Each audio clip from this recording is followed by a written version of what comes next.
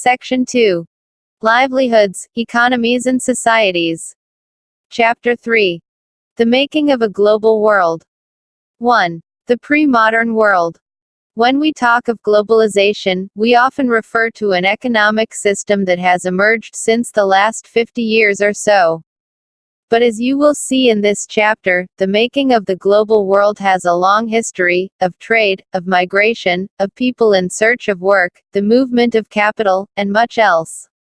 As we think about the dramatic and visible signs of global interconnectedness in our lives today, we need to understand the phases through which this world in which we live has emerged. All through history, human societies have become steadily more interlinked. From ancient times, travelers, traders, priests and pilgrims traveled vast distances for knowledge, opportunity and spiritual fulfillment, or to escape persecution. They carried goods, money, values, skills, ideas, inventions, and even germs and diseases. As early as 3000 BCE, an active coastal trade linked the Indus Valley civilizations with present-day West Asia. For more than a millennia, cowries, the Hindi cowrie or seashells, used as a form of currency, from the Maldives found their way to China and East Africa.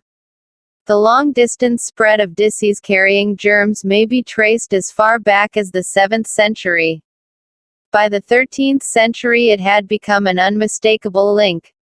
1.1 Silk routes link the world. The Silk routes are a good example of vibrant pre-modern trade and cultural links between distant parts of the world. The name, Silk routes, points to the importance of westbound Chinese silk cargoes along this route. Historians have identified several silk routes, overland and by sea, knitting together vast regions of Asia, and linking Asia with Europe and northern Africa. They are known to have existed since before the Christian era and thrived almost till the 15th century. But Chinese pottery also traveled the same route, as did textiles and spices from India and Southeast Asia. In return, precious metals, gold and silver, flowed from Europe to Asia. Trade and cultural exchange always went hand in hand. Early Christian missionaries almost certainly traveled this route to Asia, as did early Muslim preachers a few centuries later. Much before all this, Buddhism emerged from eastern India and spread in several directions through intersecting points on the Silk routes. 1.2 Food travels, spaghetti and potato. Food offers many examples of long-distance cultural exchange. Traders and travelers introduced new crops to the lands they traveled. Even, ready, foodstuff in distant parts of the world might share common origins. Take spaghetti and noodles. It is believed that noodles traveled west from China to become spaghetti. Or, perhaps Arab traders took pasta to 5th century Sicily, an island now in Italy. Similar foods were also known in India and Japan, so the truth about their origins may never be known.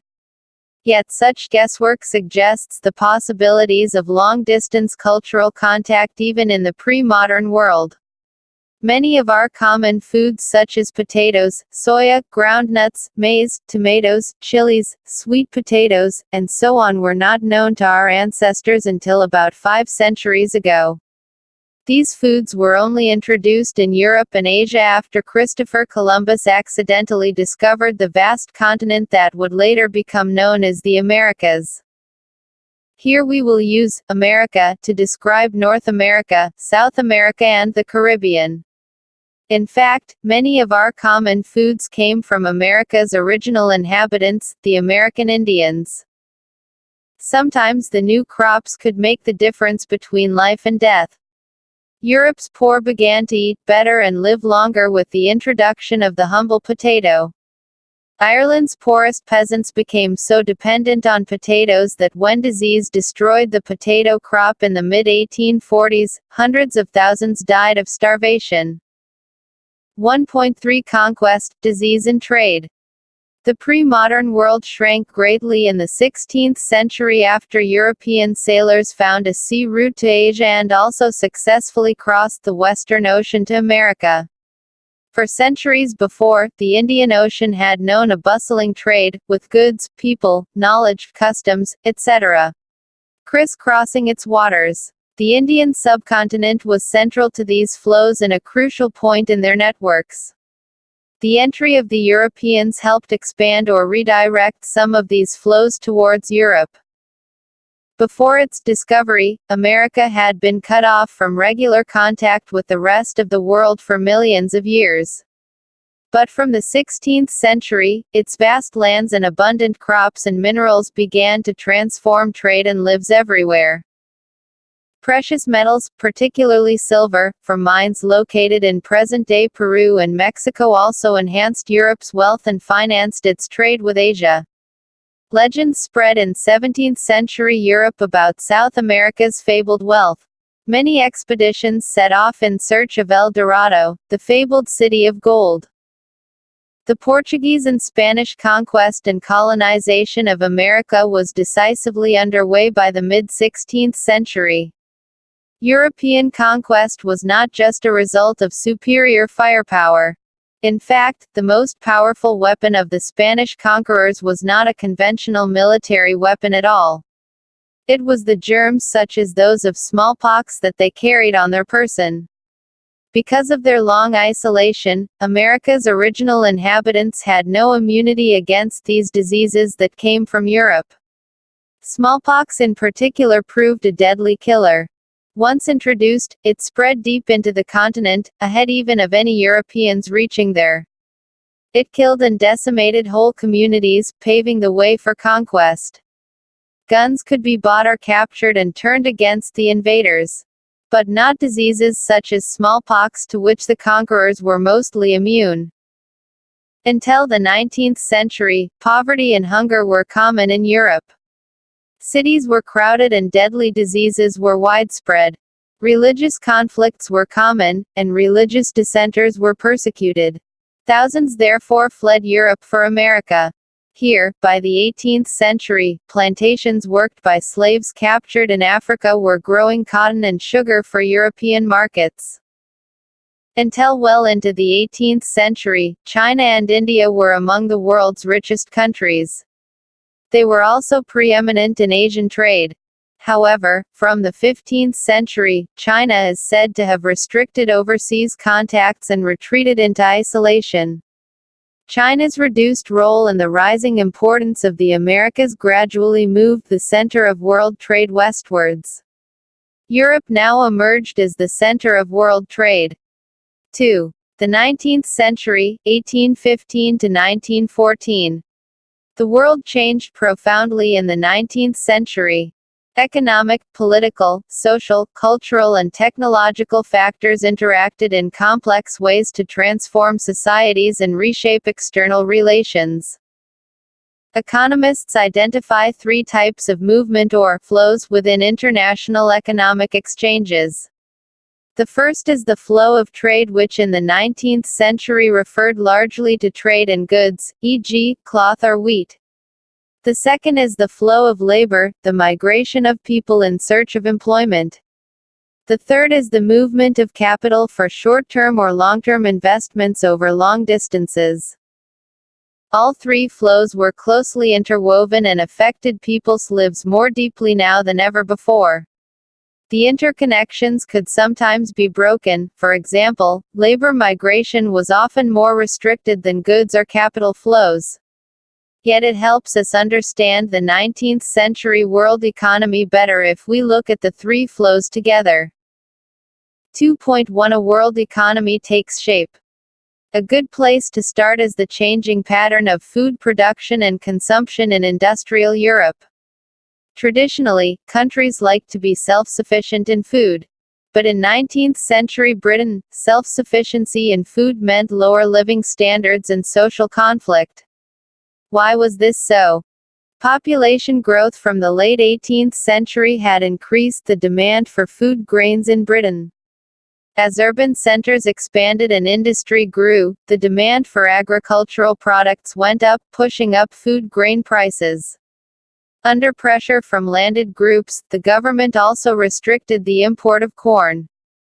The laws allowing the government to do this were commonly known as the Corn Laws. Unhappy with high food prices, industrialists and urban dwellers forced the abolition of the Corn Laws. After the Corn Laws were scrapped, food could be imported into Britain more cheaply than it could be produced within the country. British agriculture was unable to compete with imports. Vast areas of land were now left uncultivated, and thousands of men and women were thrown out of work. They flocked to the cities or migrated overseas.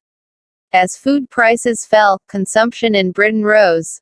From the mid-19th century, faster industrial growth in Britain also led to higher incomes, and therefore more food imports. Around the world, in Eastern Europe, Russia, America and Australia, lands were cleared and food production expanded to meet the British demand. It was not enough merely to clear lands for agriculture. Railways were needed to link the agricultural regions to the ports. New harbors had to be built and old ones expanded to ship the new cargoes.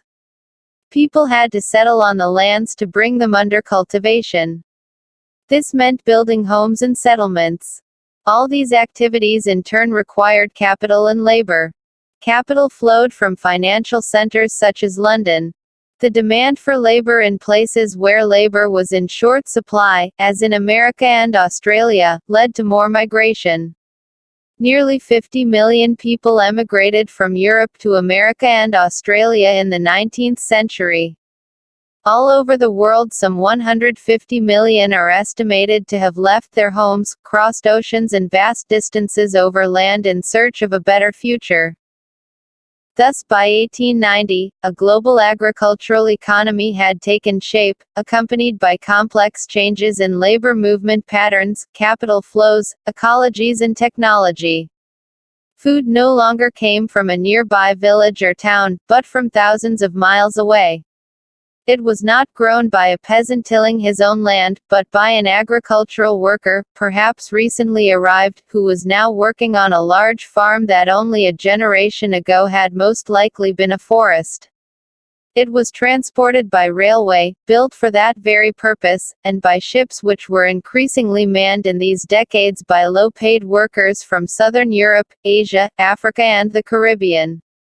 Some of this dramatic change, though on a smaller scale, occurred closer home in West Punjab. Here the British Indian government built a network of irrigation canals to transform semi-desert wastes into fertile agricultural lands that could grow wheat and cotton for export. The canal colonies, as the areas irrigated by the new canals were called, were settled by peasants from other parts of Punjab. Of course, food is merely an example. A similar story can be told for cotton, the cultivation of which expanded worldwide to feed British textile mills.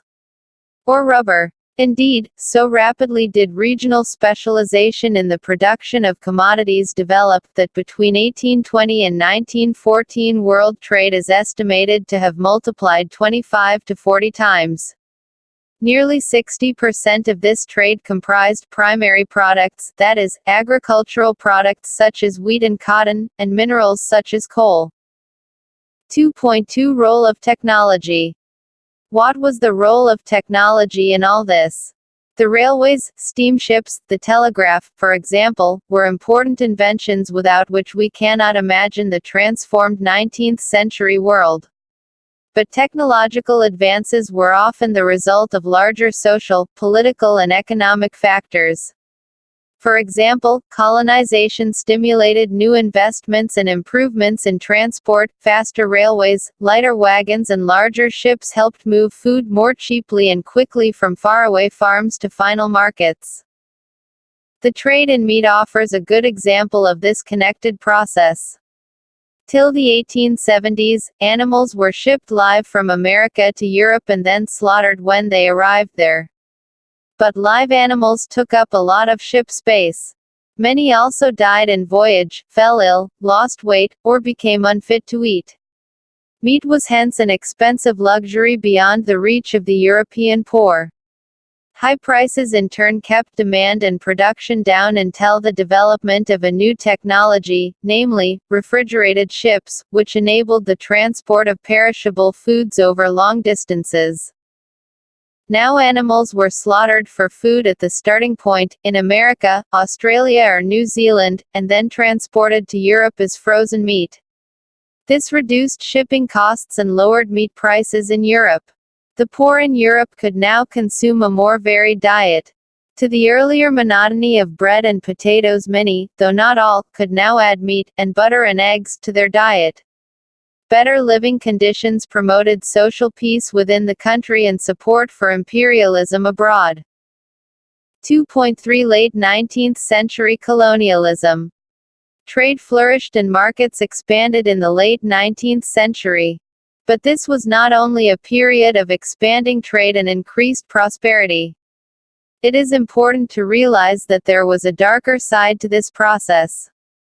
In many parts of the world, the expansion of trade and a closer relationship with the world economy also meant a loss of freedoms and livelihoods. Late 19th century European conquests produced many painful economic, social and ecological changes through which the colonized societies were brought into the world economy. Look at a map of Africa, figure 10. You will see some countries' borders run straight, as if they were drawn using a ruler. Well, in fact this was almost how rival European powers in Africa drew up the borders demarcating their respective territories. In 1885 the big European powers met in Berlin to complete the carving up of Africa between them. Britain and France made vast additions to their overseas territories in the late 19th century. Belgium and Germany became new colonial powers. The U.S. also became a colonial power in the late 1890s by taking over some colonies earlier held by Spain. Let us look at one example of the destructive impact of colonialism on the economy and livelihoods of colonized people. 2.4 Rinderpest, or the cattle plague. In Africa, in the 1890s, a fast-spreading disease of cattle plague or Rinderpest had a terrifying impact on people's livelihoods and the local economy. This is a good example of the widespread European imperial impact on colonized societies. It shows how in this era of conquest even a disease affecting cattle reshaped the lives and fortunes of thousands of people and their relations with the rest of the world. Historically, Africa had abundant land and a relatively small population. For centuries, land and livestock sustained African livelihoods and people rarely worked for a wage. In late 19th century Africa there were few consumer goods that wages could buy. If you had been an African possessing land and livestock, and there was plenty of both, you too would have seen little reason to work for a wage. In the late 19th century, Europeans were attracted to Africa due to its vast resources of land and minerals. Europeans came to Africa hoping to establish plantations and mines to produce crops and minerals for export to Europe. But there was an unexpected problem, a shortage of labor willing to work for wages. Employers used many methods to recruit and retain labor. Heavy taxes were imposed which could be paid only by working for wages on plantations and mines. Inheritance laws were changed so that peasants were displaced from land, only one member of a family was allowed to inherit land, as a result of which the others were pushed into the labor market. Mineworkers were also confined in compounds and not allowed to move about freely. Then came Rinderpest, a devastating cattle disease. Rinderpest arrived in Africa in the late 1880s. It was carried by infected cattle imported from British Asia to feed the Italian soldiers invading Eritrea in East Africa. Entering Africa in the east, Rinderpest moved west, like forest fire, reaching Africa's Atlantic coast in 1892. It reached the Cape, Africa's southernmost tip, 5 years later. Along the way Rinderpest killed 90% of the cattle. The loss of cattle destroyed African livelihoods. Planters, mine owners and colonial governments now successfully monopolized what scarce cattle resources remained, to strengthen their power and to force Africans into the labor market. Control over the scarce resource of cattle enabled European colonizers to conquer and subdue Africa. Similar stories can be told about the impact of Western conquest on other parts of the 19th century world. 2.4 Indentured labor migration from India. The example of indentured labor migration from India also illustrates the two-sided nature of the 19th century world. It was a world of faster economic growth as well as great misery, higher incomes for some and poverty for others, technological advances in some areas and new forms of coercion in others. In the 19th century, hundreds of thousands of Indian and Chinese laborers went to work on plantations, in mines, and in road and railway construction projects around the world. In India, indentured laborers were hired under contracts which promised return travel to India after they had worked 5 years on their employer's plantation. Most Indian indentured workers came from the present-day regions of eastern Uttar Pradesh, Bihar, central India and the dry districts of Tamil Nadu. In the mid-19th century these regions experienced many changes, cottage industries declined, land rents rose, lands were cleared for mines and plantations. All this affected the lives of the poor, they failed to pay their rents, became deeply indebted and were forced to migrate in search of work.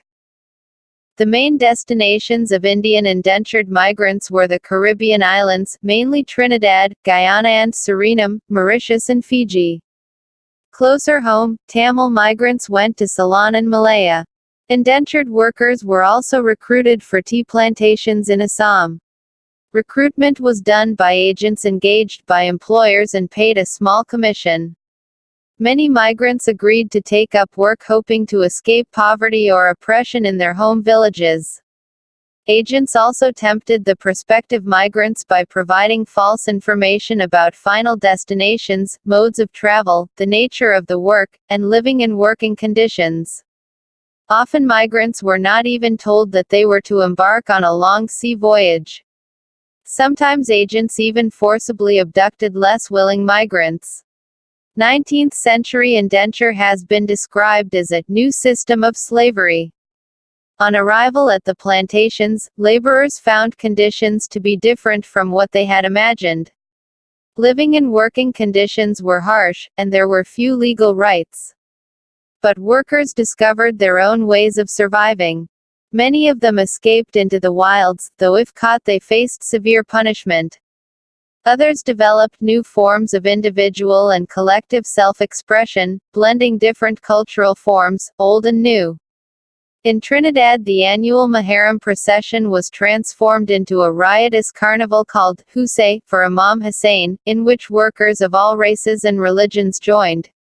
Similarly, the protest religion of Rastafarianism, made famous by the Jamaican reggae star Bob Marley, is also said to reflect social and cultural links with Indian migrants to the Caribbean. Chutney music, popular in Trinidad and Guyana, is another creative contemporary expression of the post-indenture experience. These forms of cultural fusion are part of the making of the global world, where things from different places get mixed, lose their original characteristics and become something entirely new. Most indentured workers stayed on after their contracts ended, or returned to their new homes after a short spell in India. Consequently, there are large communities of people of Indian descent in these countries. Have you heard of the Nobel Prize-winning writer V.S. Naipaul? Some of you may have followed the exploits of West Indies cricketers Shivnarine Chandapal and Ramnaresh Sawan. If you have wondered why their names sound vaguely Indian, the answer is that they are descended from indentured labor migrants from India. From the 1900s India's nationalist leaders began opposing the system of indentured labor migration as abusive and cruel. It was abolished in 1921. Yet for a number of decades afterwards, descendants of Indian indentured workers, often thought of as coolies, remained an uneasy minority in the Caribbean islands. Some of Naipaul's early novels capture their sense of loss and alienation. 2.5 Indian entrepreneurs abroad. Growing food and other crops for the world market required capital. Large plantations could borrow it from banks and markets. But what about the humble peasant? Enter the Indian banker. Do you know of the Shikaripuri Shroffs and Natukatai Chettiars? They were amongst the many groups of bankers and traders who financed export agriculture in Central and Southeast Asia, using either their own funds or those borrowed from European banks. They had a sophisticated system to transfer money over large distances, and even developed indigenous forms of corporate organization. Indian traders and moneylenders also followed European colonizers into Africa. Hyderabadi Sindhi traders, however, ventured beyond European colonies. From the 1860s they established flourishing emporia at busy ports worldwide, selling local and imported curios to tourists whose numbers were beginning to swell, thanks to the development of safe and comfortable passenger vessels. 2.6 Indian trade, colonialism and the global system. Historically, fine cottons produced in India were exported to Europe. With industrialization, British cotton manufacture began to expand, and industrialists pressurized the government to restrict cotton imports and protect local industries.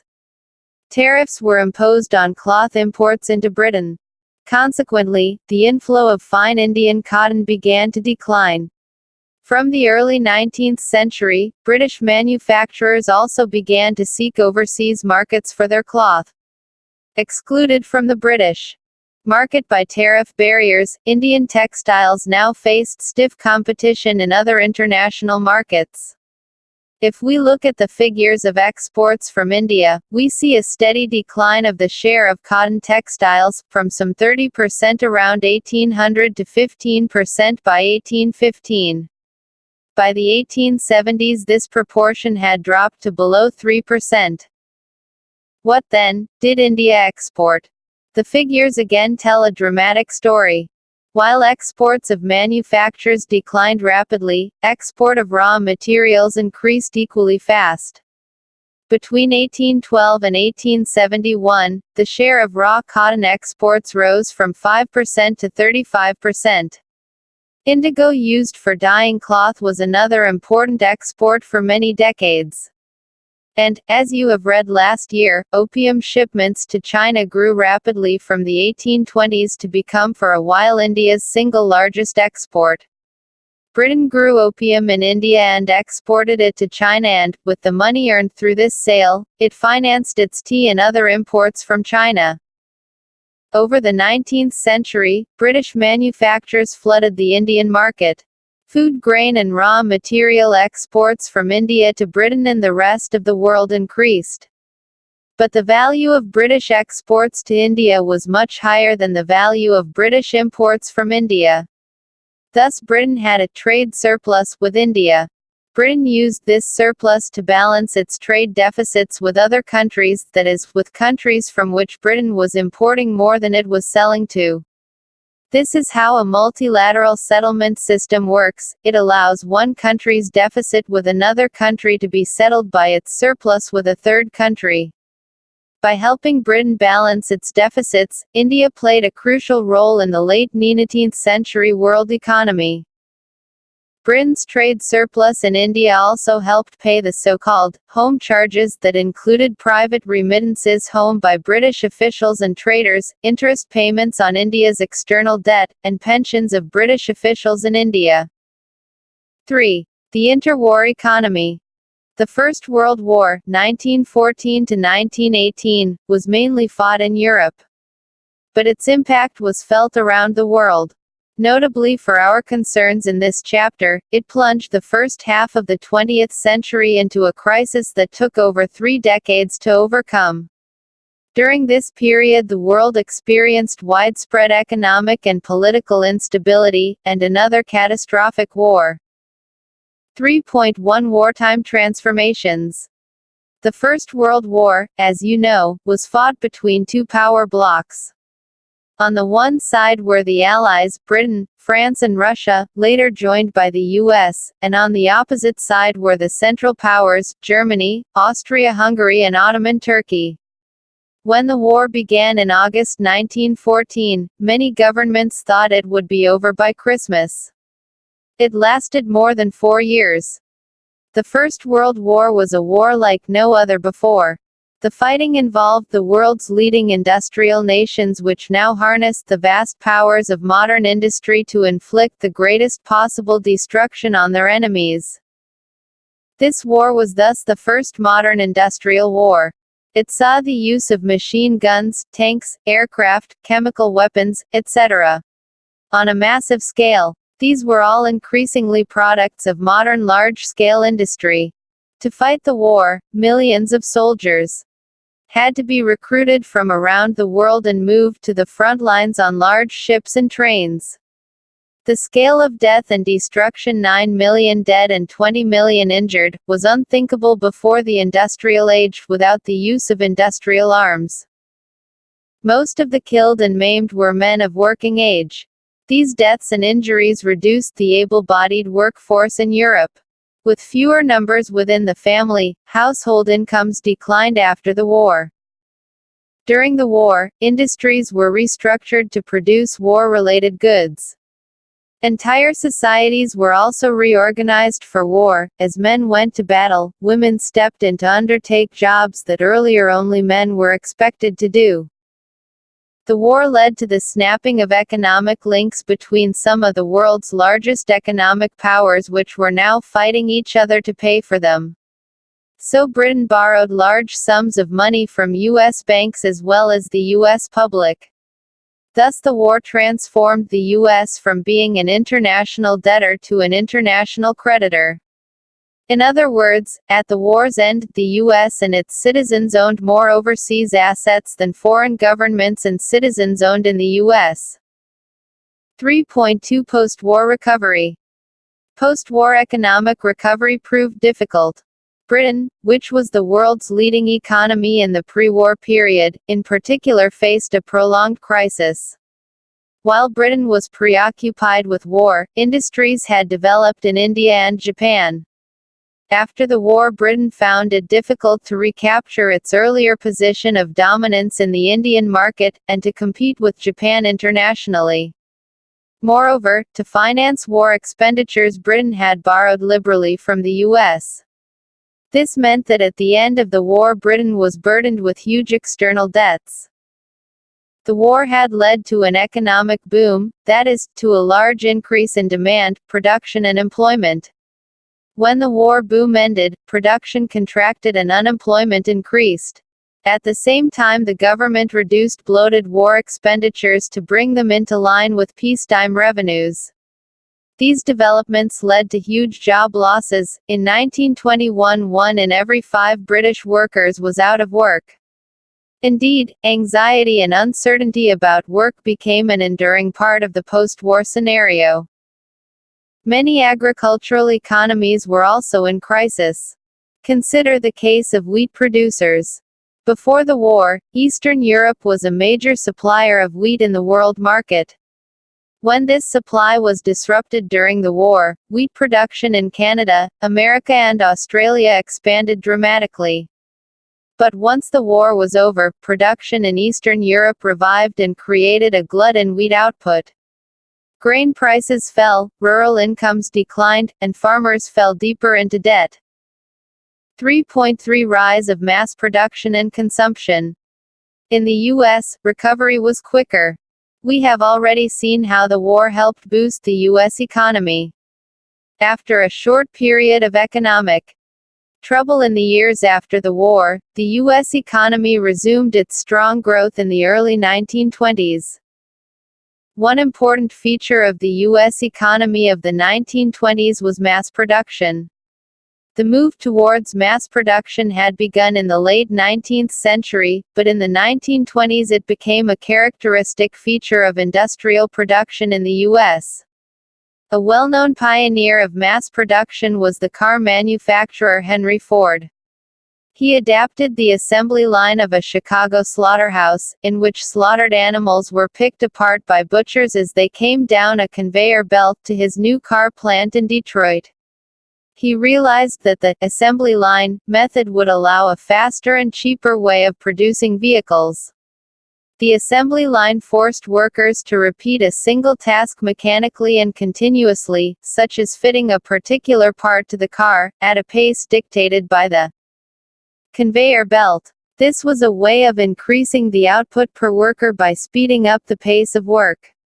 Standing in front of a conveyor belt, no worker could afford to delay the motions, take a break, or even have a friendly word with a workmate. As a result, Henry Ford's cars came off the assembly line at 3-minute intervals, a speed much faster than that achieved by previous methods. The T-model Ford was the world's first mass-produced car. At first, workers at the Ford factory were unable to cope with the stress of working on assembly lines in which they could not control the pace of work. So they quit in large numbers. In desperation, Ford doubled the daily wage to $5 in January 1914. At the same time, he banned trade unions from operating in his plants. Henry Ford recovered the high wage by repeatedly speeding up the production line and forcing workers to work ever harder. So much so, he would soon describe his decision to double the daily wage as the best cost-cutting decision he had ever made. Fordist industrial practices soon spread in the U.S. They were also widely copied in Europe in the 1920s. Mass production lowered costs and prices of engineered goods. Thanks to higher wages, more workers could now afford to purchase durable consumer goods such as cars. Car production in the U.S. rose from 2 million in 1919 to more than 5 million in 1929. Similarly, there was a spurt in the purchase of refrigerators, washing machines, radios, gramophone players, all through a system of hire purchase, i.e., on credit repaid in weekly or monthly installments. The demand for refrigerators, washing machines, etc., was also fueled by a boom in house construction and home ownership, financed once again by loans. The housing and consumer boom of the 1920s created the basis of prosperity in the U.S. Large investments in housing and household goods seemed to create a cycle of higher employment and incomes, rising consumption demand, more investment, and yet more employment and incomes. In 1923, the U.S. resumed exporting capital to the rest of the world and became the largest overseas lender. U.S. imports and capital exports also boosted European recovery and world trade and income growth over the next 6 years. All this, however, proved too good to last. By 1929, the world would be plunged into a depression such as it had never experienced before. 3.4 The Great Depression. The Great Depression began around 1929 and lasted till the mid-1930s. During this period, most parts of the world experienced catastrophic declines in production, employment, incomes and trade. The exact timing and impact of the depression varied across countries. But in general, agricultural regions and communities were the worst affected. This was because the fall in agricultural prices was greater and more prolonged than that in the prices of industrial goods. The depression was caused by a combination of several factors. We have already seen how fragile the post-war world economy was. First, agricultural overproduction remained a problem. This was made worse by falling agricultural prices. As prices slumped and agricultural incomes declined, farmers tried to expand production and bring a larger volume of produce to the market to maintain their overall income. This worsened the glut in the market, pushing down prices even further. Farm produce rotted for a lack of buyers. Second, in the mid-1920s, many countries financed their investments through loans from the U.S. While it was often extremely easy to raise loans in the U.S. when the going was good, U.S. overseas lenders panicked at the first sign of trouble. In the first half of 1928, U.S. overseas loans amounted to over $1 billion. A year later it was 1/4 of that amount. Countries that depended crucially on U.S. loans now faced an acute crisis. The withdrawal of U.S. loans affected much of the rest of the world, though in different ways. In Europe it led to the failure of some major banks and the collapse of currencies such as the British pound sterling. In Latin America and elsewhere it intensified the slump in agricultural and raw material prices. The U.S. attempt to protect its economy in the Depression by doubling import duties also dealt another severe blow to world trade. The U.S. was also the industrial country most severely affected by the Depression. With the fall in prices and the prospect of a depression, U.S. banks had also slashed domestic lending and called back loans. Farms could not sell their harvests, households were ruined, and businesses collapsed. Faced with falling incomes, many households in the U.S. could not repay what they had borrowed, and were forced to give up their homes, cars and other consumer durables.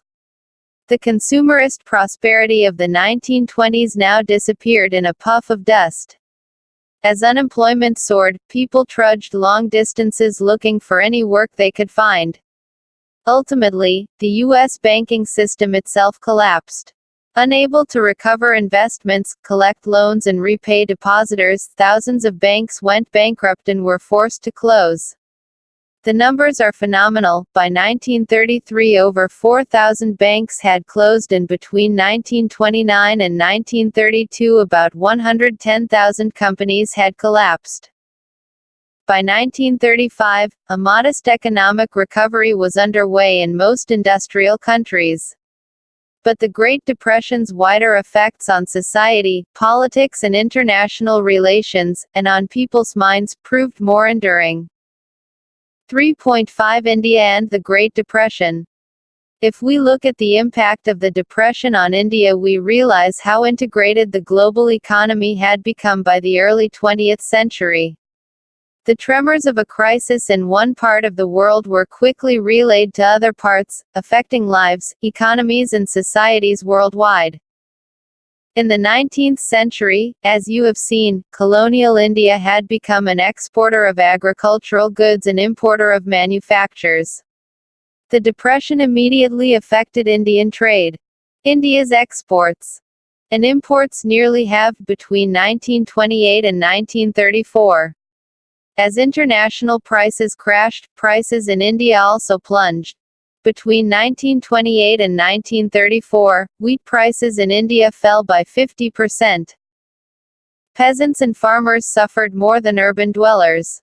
Though agricultural prices fell sharply, the colonial government refused to reduce revenue demands.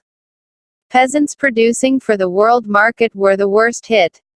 Consider the jute producers of Bengal. They grew raw jute that was processed in factories for export in the form of gunny bags. But as gunny exports collapsed, the price of raw jute crashed more than 60%. Peasants who borrowed in the hope of better times or to increase output in the hope of higher incomes faced ever lower prices, and fell deeper and deeper into debt. Thus the Bengal jute growers lament. Grow more jute, brothers, with the hope of greater cash. Costs and debts of jute will make your hopes get dashed. When you have spent all your money and got the crop off the ground, traders, sitting at home, will pay only 5 rupees a mond. Across India, peasants' indebtedness increased. They used up their savings, mortgaged lands, and sold whatever jewelry and precious metals they had to meet their expenses. In these Depression years, India became an exporter of precious metals, notably gold. The famous economist John Maynard Keynes thought that Indian gold exports promoted global economic recovery. They certainly helped speed up Britain's recovery, but did little for the Indian peasant. Rural India was thus seething with unrest when Mahatma Gandhi launched the civil disobedience movement at the height of the Depression in 1931. The Depression proved less grim for urban India. Because of falling prices, those with fixed incomes, say town-dwelling landowners who received rents and middle-class salaried employees, now found themselves better off. Everything cost less. Industrial investment also grew as the government extended tariff protection to industries, under the pressure of nationalist opinion. 4. Rebuilding a world economy, the post-war era. The Second World War broke out a mere 2 decades after the end of the First World War.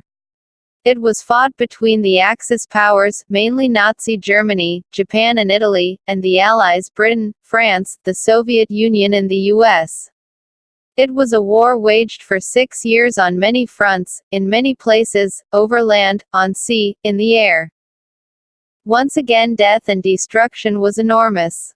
At least 60 million people, or about 3% of the world's 1939 population, are believed to have been killed, directly or indirectly, as a result of the war. Millions more were injured. Unlike in earlier wars, most of these deaths took place outside the battlefields. Many more civilians than soldiers died from war-related causes.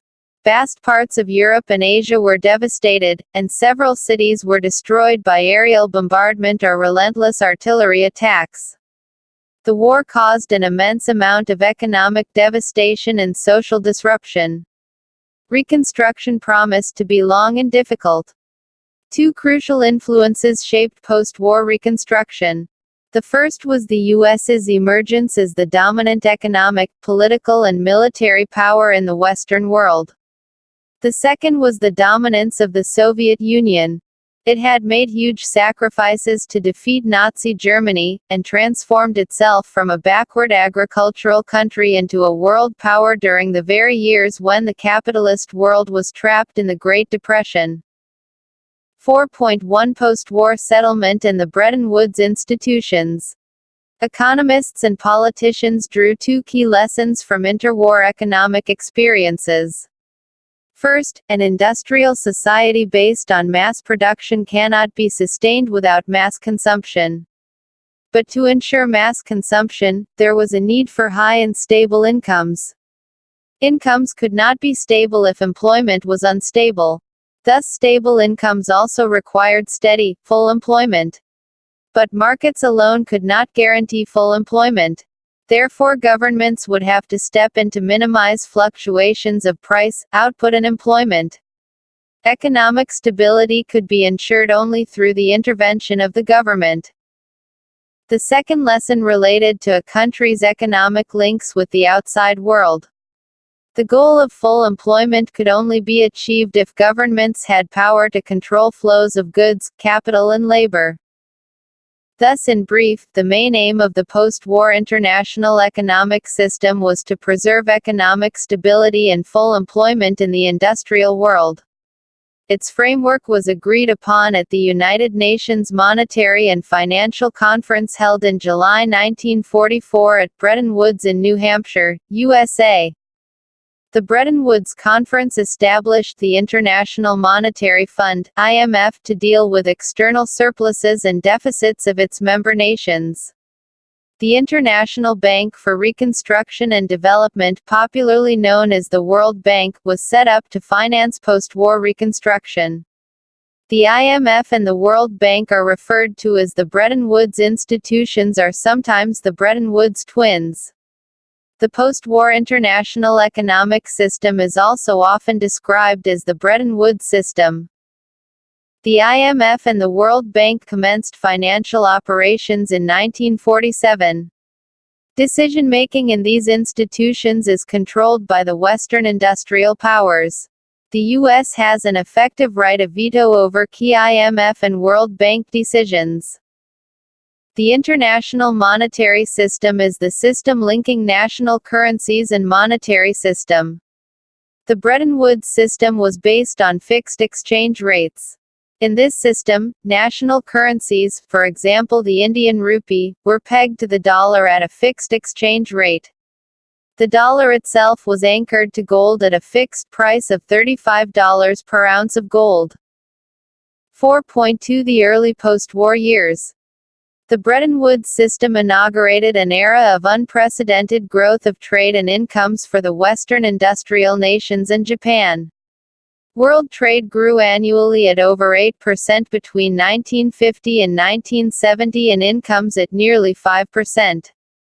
The growth was also mostly stable, without large fluctuations. For much of this period, the unemployment rate, for example, averaged less than 5% in most industrial countries. These decades also saw the worldwide spread of technology and enterprise. Developing countries were in a hurry to catch up with the advanced industrial countries. Therefore, they invested vast amounts of capital, importing industrial plant and equipment featuring modern technology. 4.3 Decolonization and independence. When the Second World War ended, large parts of the world were still under European colonial rule.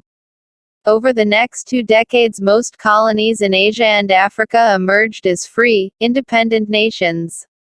They were, however, overburdened by poverty and a lack of resources, and their economies and societies were handicapped by long periods of colonial rule. The IMF and the World Bank were designed to meet the financial needs of the industrial countries. They were not equipped to cope with the challenge of poverty and lack of development in the former colonies. But as Europe and Japan rapidly rebuilt their economies, they grew less dependent on the IMF and the World Bank. Thus, from the late 1950s, the Bretton Woods institutions began to shift their attention more towards developing countries. As colonies, many of the less developed regions of the world had been part of Western empires. Now, ironically, as newly independent countries facing urgent pressures to lift their populations out of poverty, they came under the guidance of international agencies dominated by the former colonial powers. Even after many years of decolonization, the former colonial powers still controlled vital resources such as minerals and land in many of their former colonies. Large corporations of other powerful countries, for example the U.S., also often managed to secure rights to exploit developing countries' natural resources very cheaply. At the same time, most developing countries did not benefit from the fast growth the Western economies experienced in the 1950s and 1960s. Therefore they organized themselves as a group, the Group of 77, or G77, to demand a new international economic order, NIEO. By the NIEO they meant a system that would give them real control over their natural resources, more development assistance, fairer prices for raw materials, and better access for their manufactured goods in developed countries' markets. 4.4 End of Bretton Woods and the beginning of globalization. Despite years of stable and rapid growth, not all was well in this post-war world. From the 1960s, the rising costs of its overseas involvements weakened the U.S.'s finances and competitive strength. The U.S. dollar now no longer commanded confidence as the world's principal currency. It could not maintain its value in relation to gold. This eventually led to the collapse of the system of fixed exchange rates and the introduction of a system of floating exchange rates. From the mid-1970s, the international financial system also changed in important ways. Earlier, developing countries could turn to international institutions for loans and development assistance. But now they were forced to borrow from Western commercial banks and private lending institutions. This led to periodic debt crises in the developing world, and lower incomes and increased poverty, especially in Africa and Latin America. The industrial world was also hit by unemployment that began rising from the mid-1970s and remained high until the early 1990s. From the late 1970s, MNCs also began to shift production operations to low-wage Asian countries.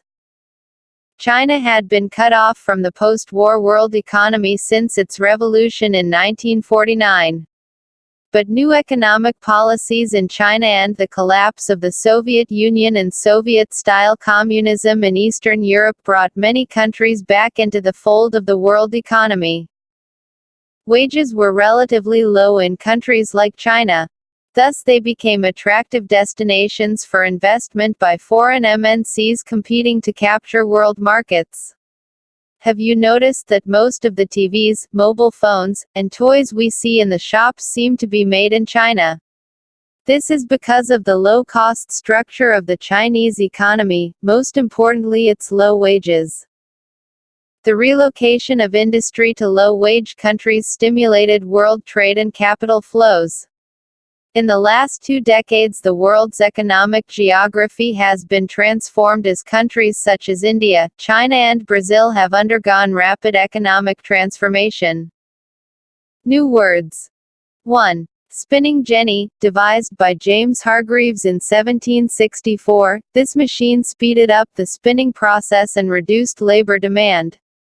By turning one single wheel, a worker could set in motion a number of spindles and spin several threads at the same time.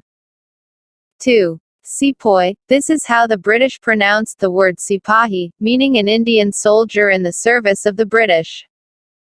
3. Dissenter, one who refuses to accept established beliefs and practices. 4. Indentured labor, a bonded laborer under contract to work for an employer for a specific amount of time, to pay off his passage to a new country or home. 5. Tariff, tax imposed on a country's imports from the rest of the world. Tariffs are levied at the point of entry, i.e., at the border or the airport.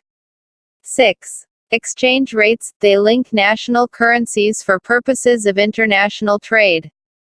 There are broadly 2 kinds of exchange rates, fixed exchange rate and floating exchange rate. Fixed exchange rates, when exchange rates are fixed and governments intervene to prevent movements in them.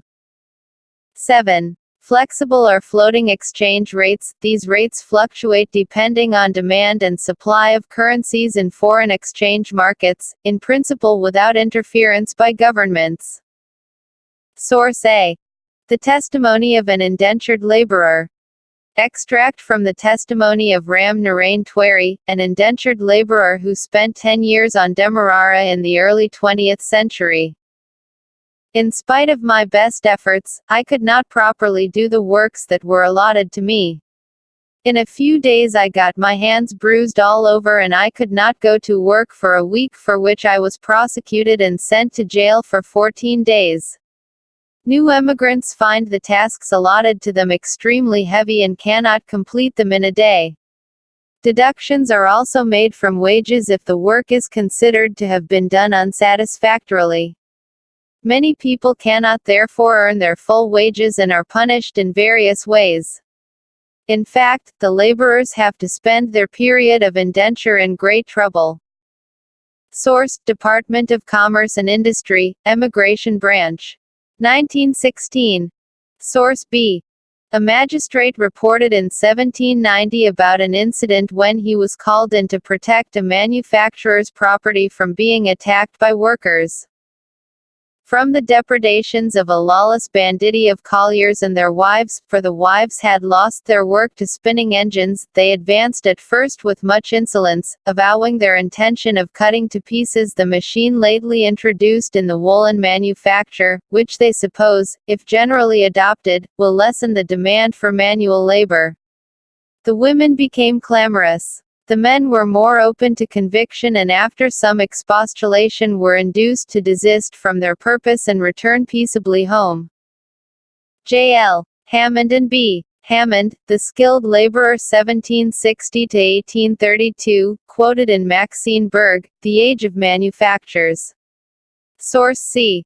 The Commissioner of Patna wrote, "It appears that 20 years ago, a brisk trade was carried on in the manufacture of cloth at Jehanabad, and Behar, which has in the former place entirely ceased, while in the latter the amount of manufacture is very limited, in consequence of the cheap and durable goods from Manchester with which the native manufacturers are unable to compete."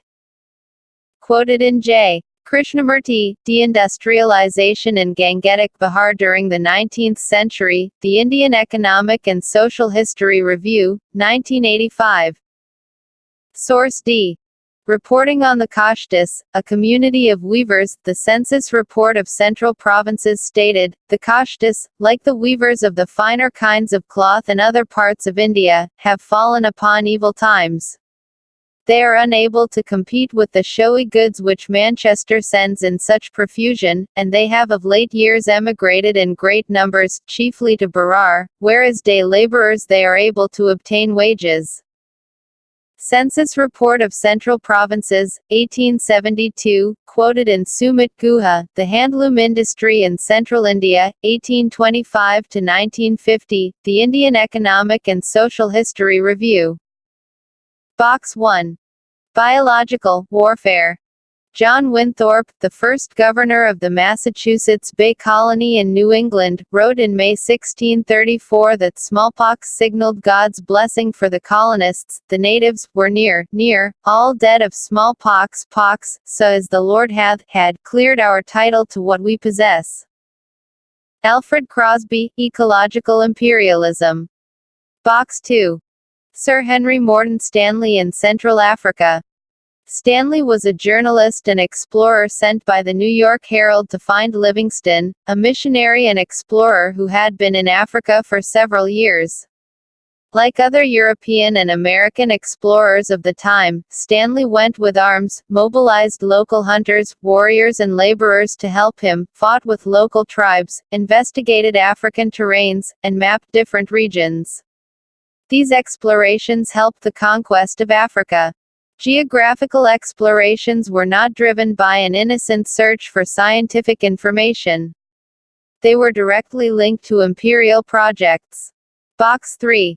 Many years later, Dorothea Lange, the photographer who shot this picture, recollected the moment of her encounter with the hungry mother.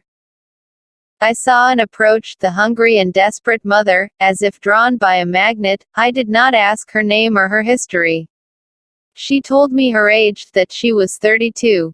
She said that they, i.e., she and her 7 children, had been living on frozen vegetables from the surrounding fields, and birds that the children killed. There she sat, with her children huddled around her, and seemed to know that my pictures might help her, and so she helped me. From Popular Photography, February 1960. Box 4. What are MNCs? Multinational corporations, MNCs, are large companies that operate in several countries at the same time. The first MNCs were established in the 1920s. Many more came up in the 1950s and 1960s as U.S. businesses expanded worldwide, and Western Europe and Japan also recovered to become powerful industrial economies. The worldwide spread of MNCs was a notable feature of the 1950s and 1960s.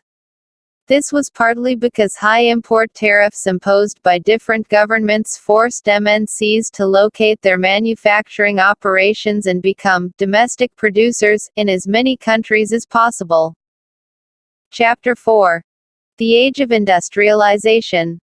In 1900, a popular music publisher E.T. Paul produced a music book that had a picture on the cover page announcing the dawn of the century, Figure 1. As you can see from the illustration, at the center of the picture is a goddess-like figure, the Angel of Progress, bearing the flag of the new century. She is gently perched on a wheel with wings, symbolizing time. Her flight is taking her into the future. Floating about, behind her, are the signs of progress: railway, camera, machines, printing press and factory. This glorification of machines and technology is even more marked in a picture which appeared on the pages of a trade magazine over 100 years ago, Figure 2. It shows 2 magicians. The one at the top is Aladdin from the Orient, who built a beautiful palace with his magic lamp. The one at the bottom is the modern mechanic, who with his modern tools weaves a new magic, builds bridges, ships, towers and high-rise buildings. Aladdin is shown as representing the East and the past, the mechanic stands for the West and modernity. These images offer us a triumphant account of the modern world. Within this account, the modern world is associated with rapid technological change and innovations, machines and factories, railways and steamships. The history of industrialization thus becomes simply a story of development, and the modern age appears as a wonderful time of technological progress. These images and associations have now become part of popular imagination. Do you not see rapid industrialization as a time of progress and modernity? Do you not think that the spread of railways and factories, and construction of high-rise buildings and bridges is a sign of society's development? How have these images developed? And how do we relate to these ideas? Is industrialization always based on rapid technological development? Can we today continue to glorify continuous mechanization of all work? What has industrialization meant to people's lives? To answer such questions, we need to turn to the history of industrialization.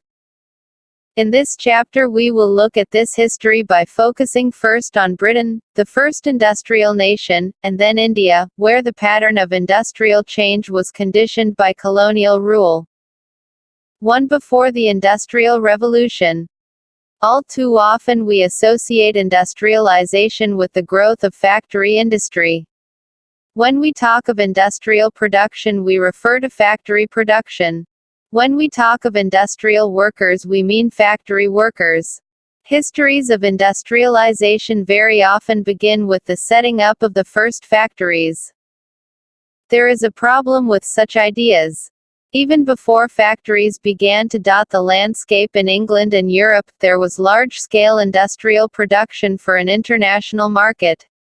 This was not based on factories. Many historians now refer to this phase of industrialization as proto-industrialization. In the 17th and 18th centuries, merchants from the towns in Europe began moving to the countryside, supplying money to peasants and artisans, persuading them to produce for an international market. With the expansion of world trade and the acquisition of colonies in different parts of the world, the demand for goods began growing. But merchants could not expand production within towns. This was because here urban crafts and trade guilds were powerful.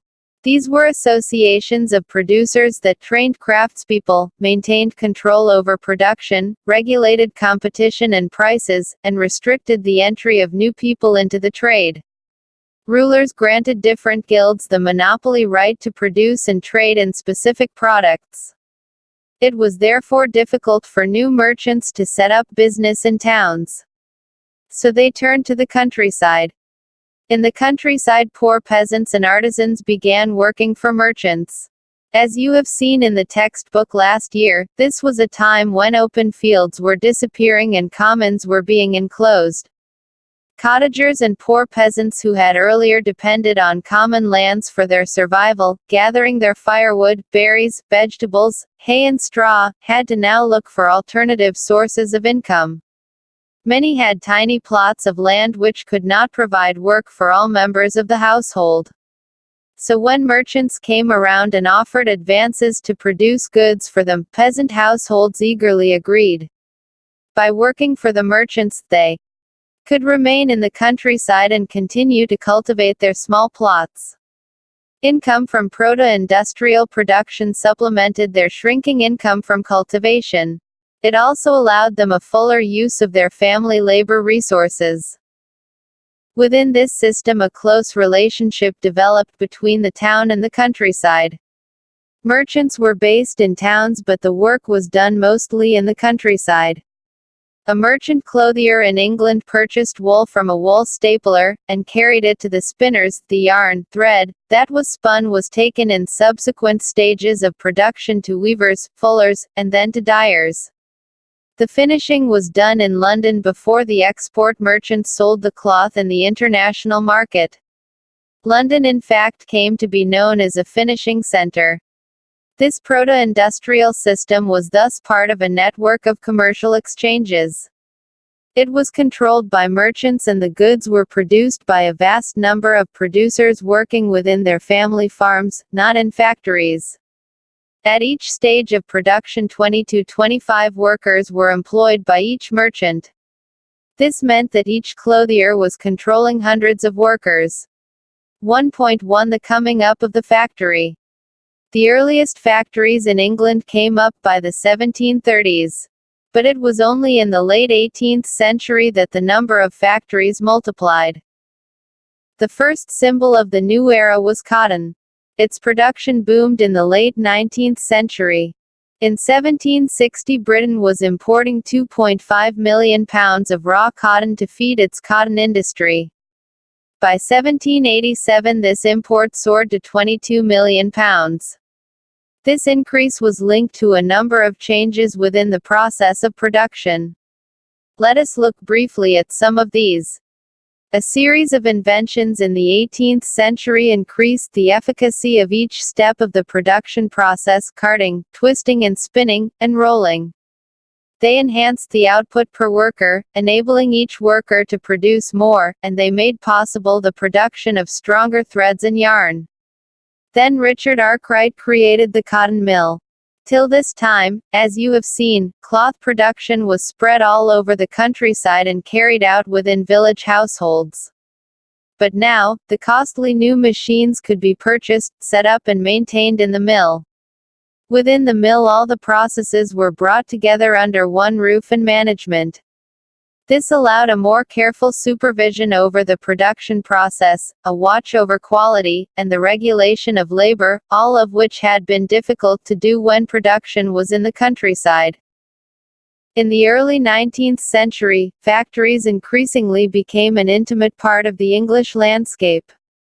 So visible were the imposing new mills, so magical seemed to be the power of new technology, that contemporaries were dazzled. They concentrated their attention on the mills, almost forgetting the bylanes and the workshops where production still continued. 1.2 The pace of industrial change. How rapid was the process of industrialization? Does industrialization mean only the growth of factory industries? First, the most dynamic industries in Britain were clearly cotton and metals.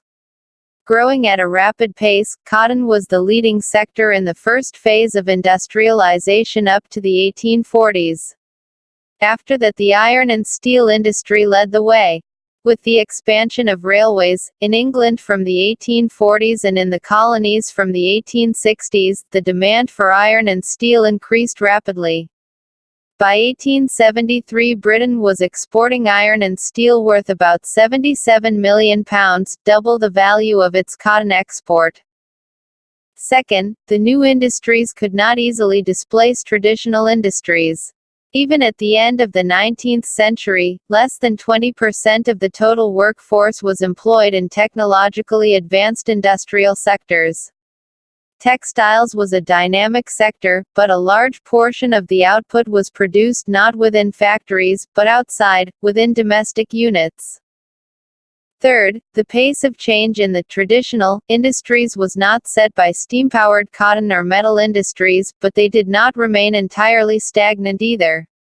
Seemingly ordinary and small innovations were the basis of growth in many non-mechanized sectors such as food processing, building, pottery, glasswork, tanning, furniture making, and production of implements. Fourth, technological changes occurred slowly. They did not spread dramatically across the industrial landscape. New technology was expensive and merchants and industrialists were cautious about using it. The machines often broke down and repair was costly. They were not as effective as their inventors and manufacturers claimed. Consider the case of the steam engine. James Watt improved the steam engine produced by Newcomen and patented the new engine in 1781. His industrialist friend Matthew Boulton manufactured the new model. But for years he could find no buyers. At the beginning of the 19th century, there were no more than 321 steam engines all over England. Of these, 80 were in cotton industries, 9 in wool industries, and the rest in mining, canal works and iron works. Steam engines were not used in any of the other industries till much later in the century. So even the most powerful new technology that enhanced the productivity of labor manifold was slow to be accepted by industrialists. Historians now have come to increasingly recognize that the typical worker in the mid-19th century was not a machine operator but the traditional craftsperson and laborer. Two-hand labor and steam power. In Victorian Britain there was no shortage of human labor. Poor peasants and vagrants moved to the cities in large numbers in search of jobs, waiting for work.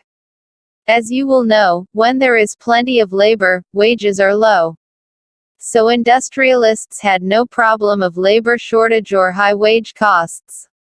They did not want to introduce machines that got rid of human labor and required large capital investment. In many industries the demand for labor was seasonal. Gas works and breweries were especially busy through the cold months. So they needed more workers to meet their peak demand. Bookbinders and printers, catering to Christmas demand, too needed extra hands before December. At the waterfront, winter was the time that ships were repaired and spruced up. In all such industries where production fluctuated with the season, industrialists usually preferred hand labor, employing workers for the season. A range of products could be produced only with hand labor. Machines were oriented to producing uniforms, standardized goods for a mass market. But the demand in the market was often for goods with intricate designs and specific shapes.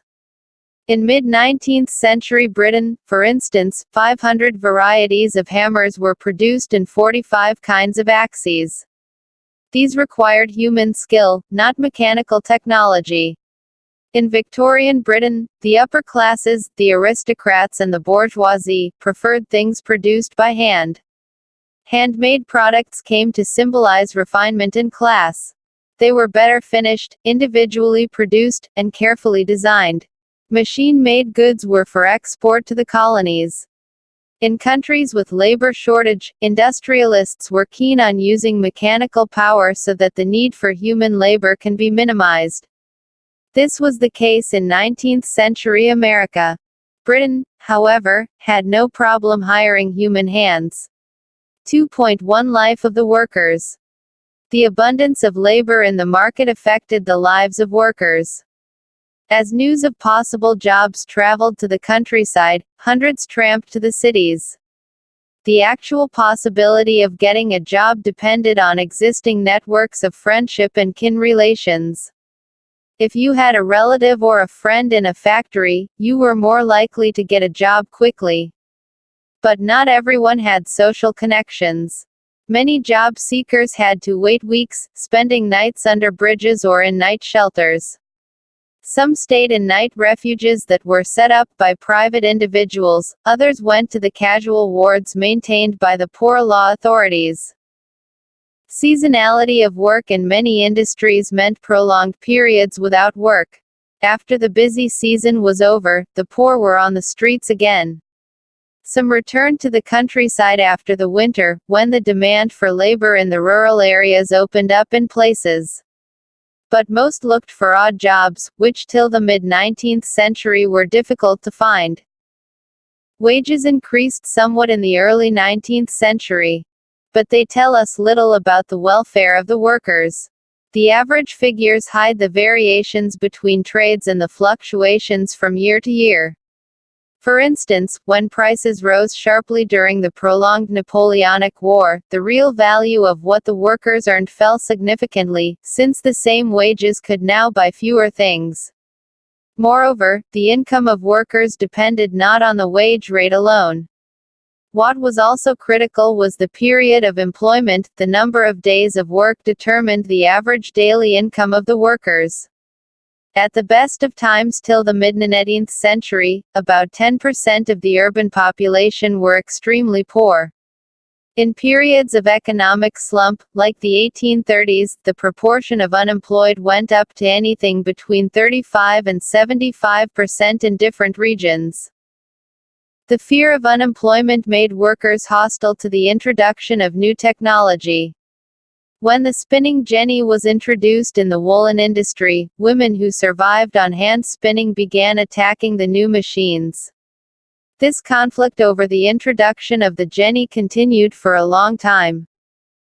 After the 1840s, building activity intensified in the cities, opening up greater opportunities of employment.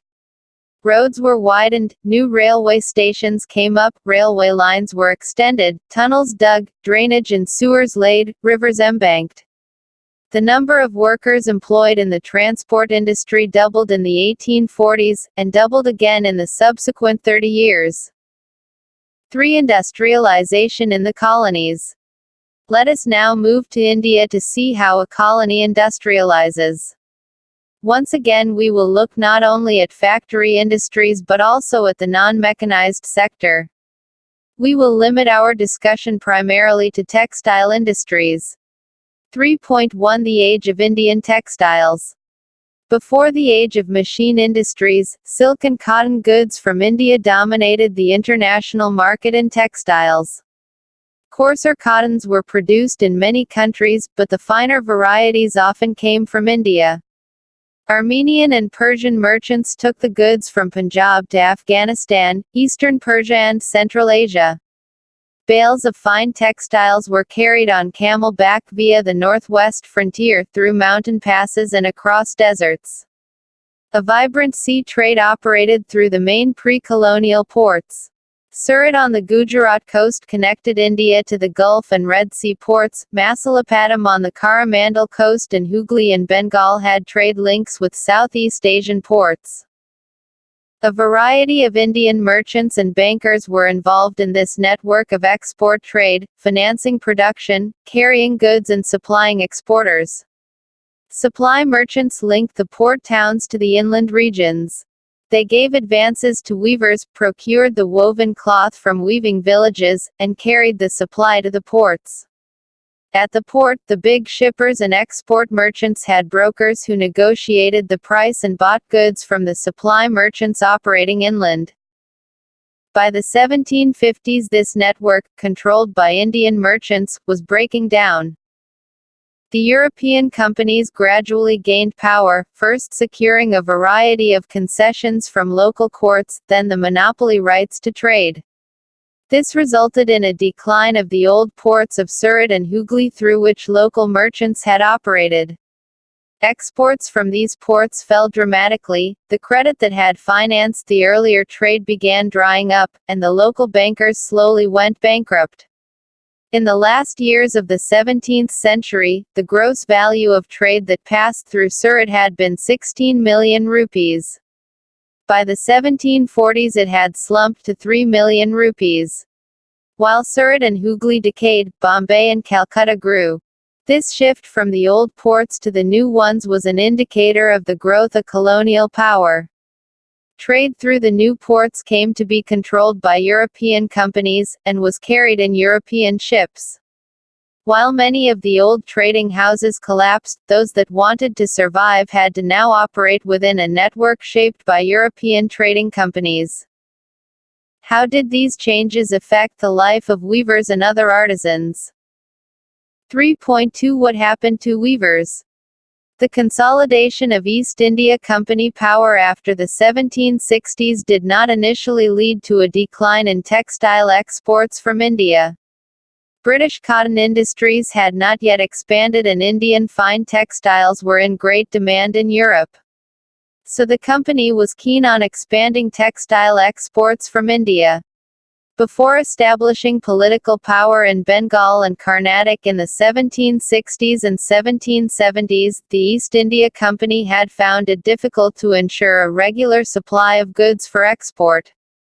The French, Dutch, Portuguese as well as the local traders competed in the market to secure woven cloth. So the weaver and supply merchants could bargain and try selling the produce to the best buyer. In their letters back to London, company officials continuously complained of difficulties of supply and the high prices. However, once the East India Company established political power, it could assert a monopoly right to trade. It proceeded to develop a system of management and control that would eliminate competition, control costs, and ensure regular supplies of cotton and silk goods. This it did through a series of steps. First, the company tried to eliminate the existing traders and brokers connected with the cloth trade, and establish a more direct control over the weaver. It appointed a paid servant called the gomista to supervise weavers, collect supplies, and examine the quality of cloth.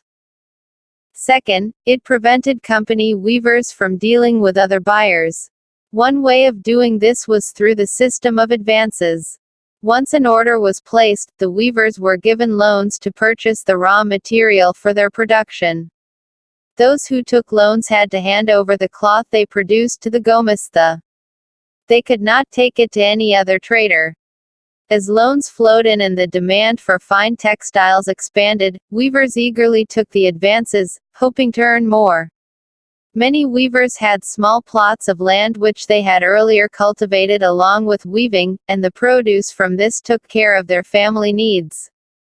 Now they had to lease out the land and devote all their time to weaving. Weaving, in fact, required the labor of the entire family, with children and women all engaged in different stages of the process. Soon, however, in many weaving villages there were reports of clashes between weavers and gomistas.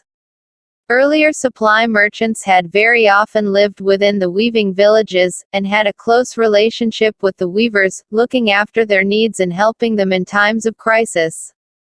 The new gomistas were outsiders, with no long-term social link with the village. They acted arrogantly, marched into villages with sepoys and peons, and punished weavers for delays in supply, often beating and flogging them. The weavers lost the space to bargain for prices and sell to different buyers. The price they received from the company was miserably low, and the loans they had accepted tied them to the company. In many places in Carnatic and Bengal, weavers deserted villages and migrated, setting up looms in other villages where they had some family relation. Elsewhere, weavers along with the village traders revolted, opposing the company and its officials. Over time many weavers began refusing loans, closing down their workshops and taking to agricultural labor. By the turn of the 19th century, cotton weavers faced a new set of problems. 3.3 Manchester comes to India. In 1772, Henry Petullo, a company official, had ventured to say that the demand for Indian textiles could never reduce, since no other nation produced goods of the same quality. Yet by the beginning of the 19th century we see the beginning of a long decline of textile exports from India. In 1811 to 1812 piece goods accounted for 33% of India's exports. By 1850 to 1851 it was no more than 3%. Why did this happen? What were its implications? As cotton industries developed in England, industrial groups began worrying about imports from other countries. They pressurized the government to impose import duties on cotton textiles so that Manchester goods could sell in Britain without facing any competition from outside. At the same time, industrialists persuaded the East India Company to sell British manufactures in Indian markets as well. Exports of British cotton goods increased dramatically in the early 19th century. At the end of the 18th century there had been virtually no import of cotton piece goods into India. But by 1850 cotton piece goods constituted over 31% of the value of Indian imports, and by the 1870s this figure was over 50%. Cotton weavers in India thus faced two problems at the same time: their export market collapsed, and the local market shrank, being glutted with Manchester imports. Produced by machines at lower costs, the imported cotton goods were so cheap that weavers could not easily compete with them. By the 1850s, reports from most weaving regions of India narrated stories of decline and desolation. By the 1860s, weavers faced a new problem. They could not get sufficient supply of raw cotton of good quality. When the American Civil War broke out and cotton supplies from the U.S. were cut off. Britain turned to India. As raw cotton exports from India increased, the price of raw cotton shot up. Weavers in India were starved of supplies and forced to buy raw cotton at exorbitant prices. In this situation, weaving could not pay. Then, by the end of the 19th century, weavers and other craftspeople faced yet another problem. Factories in India began production, flooding the market with machina goods. How could weaving industries possibly survive? 4 factories come up. The first cotton mill in Bombay came up in 1854 and it went into production 2 years later. By 1862, 4 mills were at work with 94,000 spindles and 2,150 looms. Around the same time, jute mills came up in Bengal, the first being set up in 1855 and another one 7 years later, in 1862. In North India, the Elgin mill was started in Kanpur in the 1860s, and a year later the first cotton mill of Ahmedabad was set up. By 1874, the first spinning and weaving mill of Madras began production. Who set up the industries? Where did the capital come from? Who came to work in the mills? 4.1 The early entrepreneurs.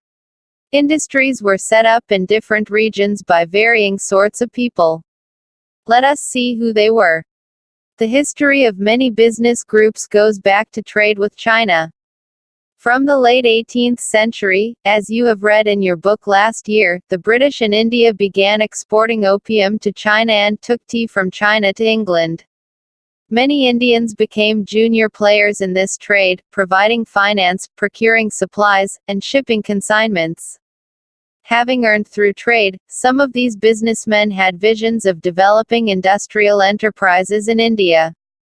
In Bengal, Dwarkanath Tagore made his fortune in the China trade before he turned to industrial investment, setting up 6 joint stock companies in the 1830s and 1840s.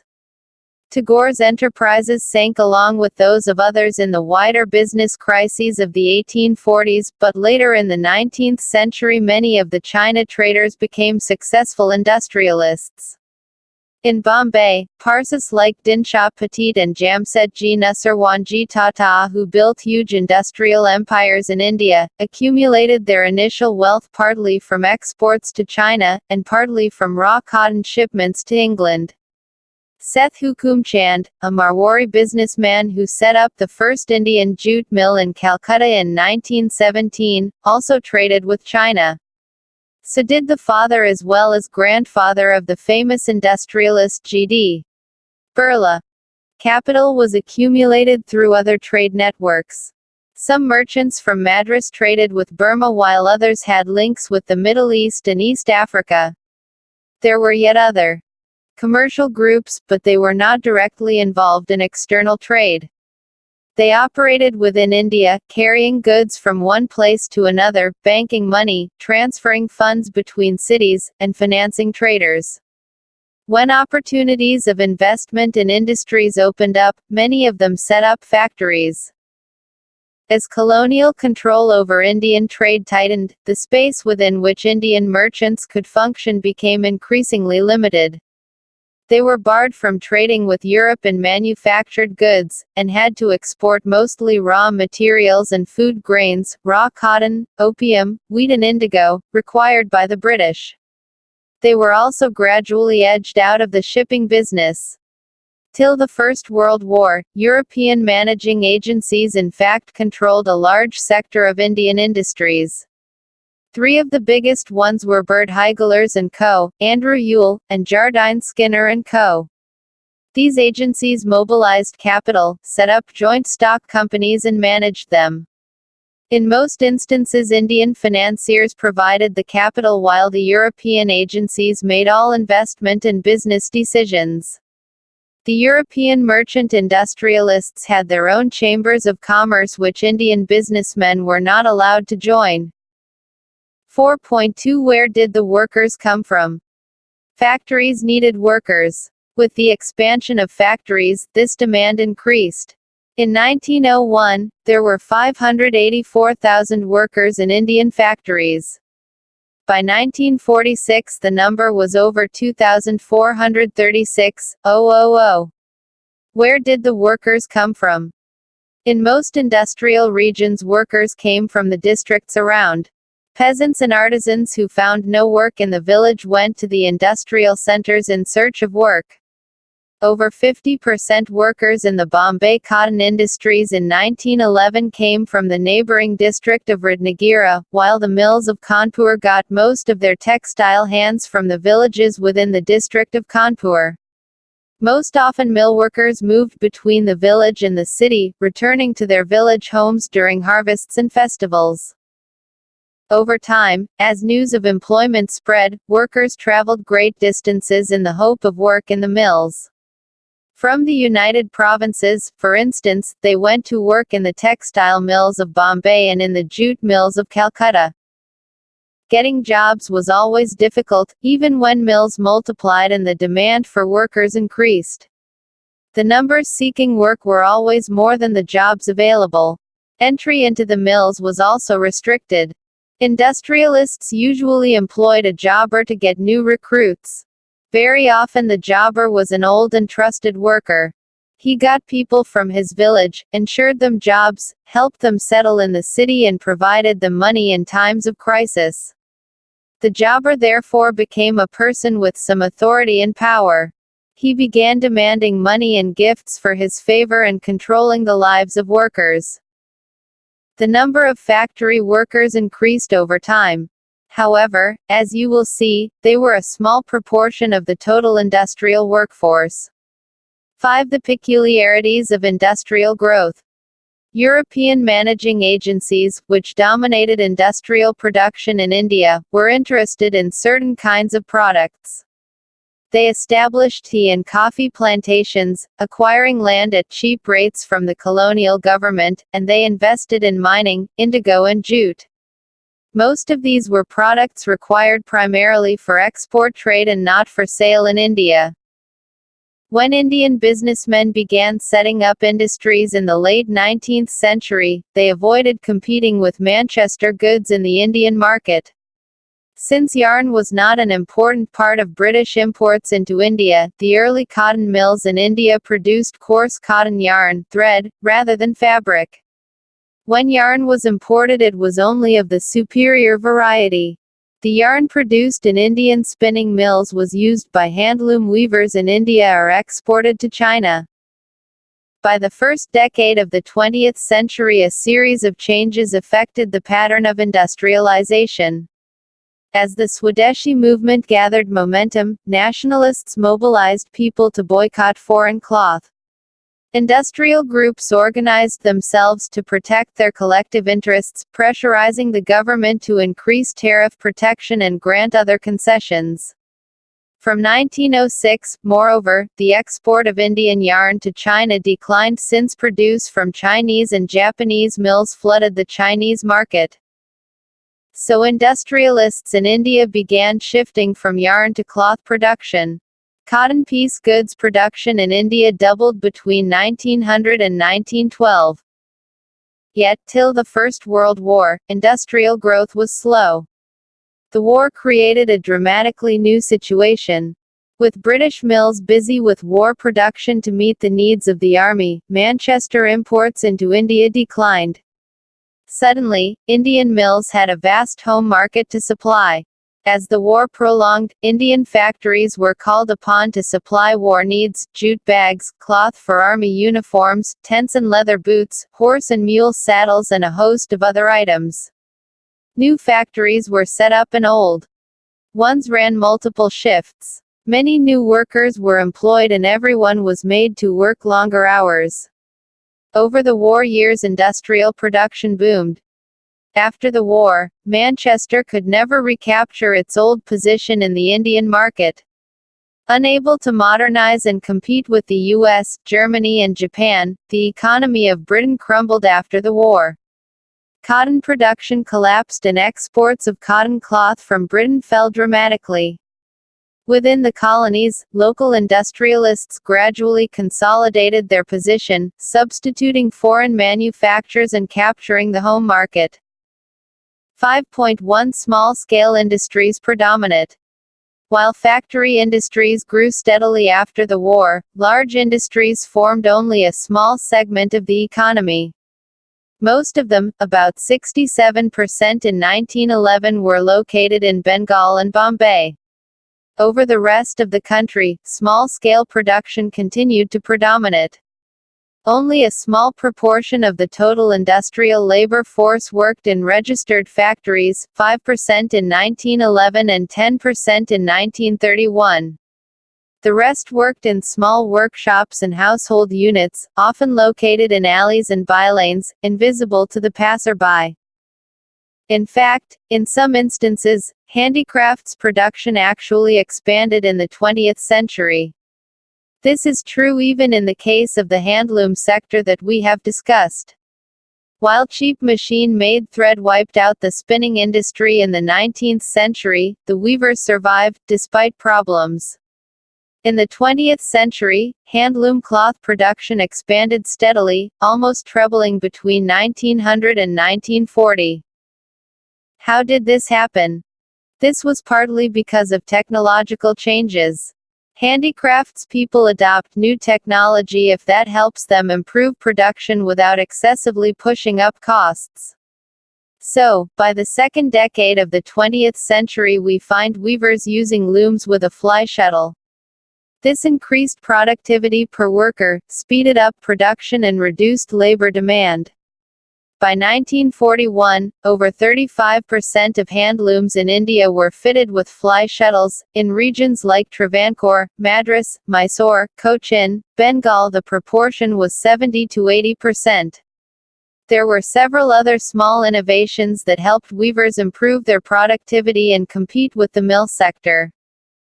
Certain groups of weavers were in a better position than others to survive the competition with mill industries. Amongst weavers some produced coarse cloth while others wove finer varieties. The coarser cloth was bought by the poor and its demand fluctuated violently. In times of bad harvests and famines, when the rural poor had little to eat, and their cash income disappeared, they could not possibly buy cloth. The demand for the finer varieties bought by the well-to-do was more stable. The rich could buy these even when the poor starved. Famines did not affect the sale of Banarasi or Baluchari saris. Moreover, as you have seen, mills could not imitate specialized weaves. Saris with woven borders, or the famous lunges and handkerchiefs of Madras, could not be easily displaced by mill production. Weavers and other craftspeople who continued to expand production through the 20th century, did not necessarily prosper. They lived hard lives and worked long hours. Very often the entire household, including all the women and children, had to work at various stages of the production process. But they were not simply remnants of past times in the age of factories. Their life and labor was integral to the process of industrialization. 6. Market for goods. We have seen how British manufacturers attempted to take over the Indian market, and how Indian weavers and craftsmen, traders and industrialists resisted colonial controls, demanded tariff protection, created their own spaces, and tried to extend the market for their produce. But when new products are produced, people have to be persuaded to buy them. They have to feel like using the product. How was this done? One way in which new consumers are created is through advertisements. As you know, advertisements make products appear desirable and necessary. They try to shape the minds of people and create new needs. Today we live in a world where advertisements surround us. They appear in newspapers, magazines, hoardings, street walls, television screens. But if we look back into history we find that from the very beginning of the industrial age, advertisements have played a part in expanding the markets for products, and in shaping a new consumer culture. When Manchester industrialists began selling cloth in India, they put labels on the cloth bundles. The label was needed to make the place of manufacture and the name of the company familiar to the buyer. The label was also to be a mark of quality. When buyers saw "Made in Manchester" written in bold on the label, they were expected to feel confident about buying the cloth. But labels did not only carry words and texts. They also carried images and were very often beautifully illustrated. If we look at these old labels, we can have some idea of the mind of the manufacturers, their calculations, and the way they appealed to the people. Images of Indian gods and goddesses regularly appeared on these labels. It was as if the association with gods gave divine approval to the goods being sold. The imprinted image of Krishna or Saraswati was also intended to make the manufacture from a foreign land appear somewhat familiar to Indian people. By the late 19th century, manufacturers were printing calendars to popularize their products. Unlike newspapers and magazines, calendars were used even by people who could not read. They were hung in tea shops and in poor people's homes just as much as in offices and middle-class apartments. And those who hung the calendars had to see the advertisements, day after day, through the year. In these calendars, once again, we see the figures of gods being used to sell new products. Like the images of gods, figures of important personages, of emperors and nawabs, adorned advertisement and calendars. The message very often seemed to say, if you respect the royal figure, then respect this product. When the product was being used by kings, or produced under royal command, its quality could not be questioned. When Indian manufacturers advertised, the nationalist message was clear and loud. If you care for the nation, then buy products that Indians produce. Advertisements became a vehicle of the nationalist message of Swadeshi. Conclusion. Clearly, the age of industries has meant major technological changes, growth of factories, and the making of a new industrial labor force. However, as you have seen, hand technology and small-scale production remained an important part of the industrial landscape. Look again at Figs 1 and 2. What would you now say of the images they project? New words. 1. Orient, the countries to the east of the Mediterranean, usually referring to Asia. The term arises out of a Western viewpoint that sees this region as pre-modern, traditional and mysterious. 2. Metropolis, a large, densely populated city of a country or state, often the capital of the region. 3. Urbanization, development of a city or town. 4. Philanthropist, someone who works for social upliftment and charity, donating time and money for the purpose. 5. Tenement, run-down and often overcrowded apartment house, especially in a poor section of a large city. 6. Spinning jenny, devised by James Hargreaves in 1764, this machine speeded up the spinning process and reduced labor demand. By turning one single wheel, a worker could set in motion a number of spindles and spin several threads at the same time. 7. Sepoy, this is how the British pronounced the word sipahi, meaning an Indian soldier in the service of the British. 8. Fly shuttle, it is a mechanical device used for weaving, moved by means of ropes and pulleys. It places the horizontal threads, called the weft, into the vertical threads, called the warp. The invention of the fly shuttle made it possible for weavers to operate large looms and weave wide pieces of cloth. Source A. Will Thorne is one of those who went in search of seasonal work, loading bricks and doing odd jobs. He describes how job seekers walk to London in search of work. I had always wanted to go to London, and my desire was stimulated by letters from an old workmate, who was now working at the Old Kent Road Gas Works. I finally decided to go, in November, 1881. With two friends I started out to walk the journey, filled with the hope that we would be able to obtain employment. When we get there, with the kind assistance of my friend, we had little money when we started, not enough to pay for our food and lodgings each night until we arrived in London. Some days we walked as much as 20 miles, and other days less. Our money was gone at the end of the third day. For 2 nights we slept out, once under a haystack, and once in an old farm shed. On arrival in London we tried to find my friend, but were unsuccessful.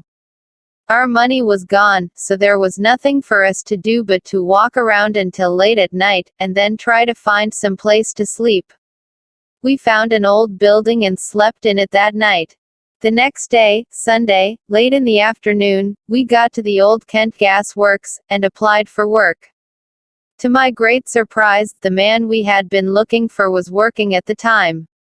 He spoke to the foreman and I was given a job. Quoted in Raphael Samuel, Cummers and Gores, in H.J. Dias and Michael Wolff, eds, The Victorian City, Images and Realities, 1973. Source B. A magistrate reported in 1790 about an incident when he was called in to protect a manufacturer's property from being attacked by workers. From the depredations of a lawless banditti of colliers and their wives, for the wives had lost their work to spinning engines, they advanced at first with much insolence, avowing their intention of cutting to pieces the machine lately introduced in the woolen manufacture, which they suppose, if generally adopted, will lessen the demand for manual labor. The women became clamorous. The men were more open to conviction and after some expostulation were induced to desist from their purpose and return peaceably home. J.L. Hammond and B. Hammond, The Skilled Laborer 1760–1832, quoted in Maxine Berg, The Age of Manufactures. Source C. The Commissioner of Patna wrote, it appears that 20 years ago, a brisk trade was carried on in the manufacture of cloth at Jehanabad, and Behar, which has in the former place entirely ceased, while in the latter the amount of manufacture is very limited, in consequence of the cheap and durable goods from Manchester with which the native manufacturers are unable to compete. Quoted in J. Krishnamurti, Deindustrialization in Gangetic Bihar during the 19th Century, The Indian Economic and Social History Review, 1985. Source D. Reporting on the Kashtis, a community of weavers, the census report of central provinces stated, the Kashtis, like the weavers of the finer kinds of cloth in other parts of India, have fallen upon evil times. They are unable to compete with the showy goods which Manchester sends in such profusion, and they have of late years emigrated in great numbers, chiefly to Berar, where as day labourers they are able to obtain wages. Census Report of Central Provinces, 1872, quoted in Sumit Guha, The Handloom Industry in Central India, 1825–1950, The Indian Economic and Social History Review. Source E. Basant Parkar, who was once a mill worker in Bombay, said, the workers would pay the jobbers money to get their sons work in the mill. The mill worker was closely associated with his village, physically and emotionally. He would go home to cut the harvest and for sowing. The Konkani would go home to cut the paddy and the gada, the sugarcane. It was an accepted practice for which the mills granted leave. Meena Menon and Neera Adarkar, 100 Years, 100 Voices, 2004. Source F. Bhai Bhosle, a trade unionist of Bombay, recollected his childhood in the 1930s and 1940s. In those days, the shift was 10 hours, from 5 p.m. to 3 a.m., terrible working hours. My father worked for 35 years, he got the asthma-like disease and could not work anymore, then my father went back to village. Meena Menon and Neera Adarkar, 100 Years, 100 Voices. Section 3. Everyday Life, Culture and Politics. Chapter 5. Print Culture in the Modern World. It is difficult for us to imagine a world without printed matter. We find evidence of print everywhere around us, in books, journals, newspapers, prints of famous paintings, and also in everyday things like theater programs, official circulars, calendars, diaries, advertisements, cinema posters at street corners. We read printed literature, see printed images, follow the news through newspapers, and track public debates that appear in print. We take for granted this world of print and often forget that there was a time before print. We may not realize that print itself has a history which has, in fact, shaped our contemporary world. What is this history? When did printed literature begin to circulate? How has it helped create the modern world? In this chapter we will look at the development of print, from its beginnings in East Asia to its expansion in Europe and in India. We will understand the impact of the spread of technology and consider how social lives and cultures changed with the coming of print. 1. The first printed books. The earliest kind of print technology was developed in China, Japan and Korea. This was a system of hand printing. From AD 594 onwards, books in China were printed by rubbing paper, also invented there, against the inked surface of woodblocks. As both sides of the thin, porous sheet could not be printed, the traditional Chinese accordion book was folded and stitched at the side. Superbly skilled craftsmen could duplicate, with remarkable accuracy, the beauty of calligraphy.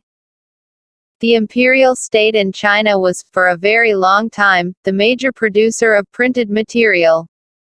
China possessed a huge bureaucratic system which recruited its personnel through civil service examinations. Textbooks for this examination were printed in vast numbers under the sponsorship of the imperial state.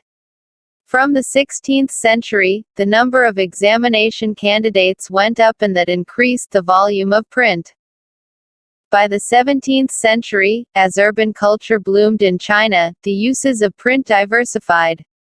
Print was no longer used just by scholar officials. Merchants used print in their everyday life, as they collected trade information. Reading increasingly became a leisure activity. The new readership preferred fictional narratives, poetry, autobiographies, anthologies of literary masterpieces, and romantic plays. Rich women began to read, and many women began publishing their poetry and plays.